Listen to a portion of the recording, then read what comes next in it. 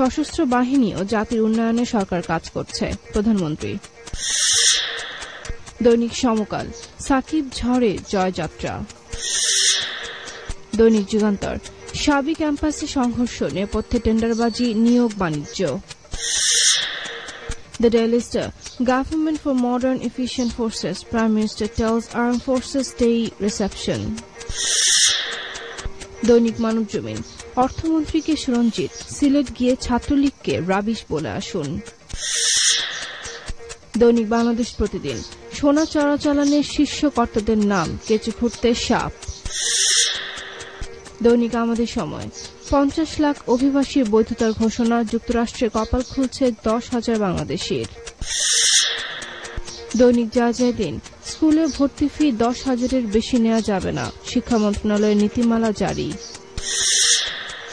দৈনিক ভোরের কাগজ, সশস্ত্র বাহিনীর আধুনিকায়নে পদক্ষেপ নেওয়া হয়েছে, সশস্ত্র বাহিনী দিবসে সংবর্ধনা অনুষ্ঠানে প্রধানমন্ত্রী। দৈনিক ইনকিলাব, অভিবাসন নীতিতে পরিবর্তনের ঘোষণা ওবামার, যুক্তরাষ্ট্রে বৈধতা পাচ্ছেন 50 লাখ অভিবাসী।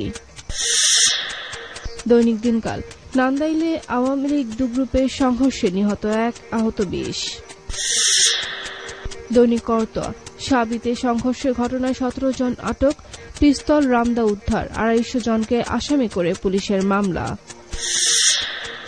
দৈনিক সংগ্রাম, সাবিতে ছাত্রলীগের দু গ্রুপের সংঘর্ষের ঘটনা, গুলি ভর্তি রিভলভার ও 19 রামদা সহ 27 বহিরাগত ছাত্রলীগ ক্যাডার আটক।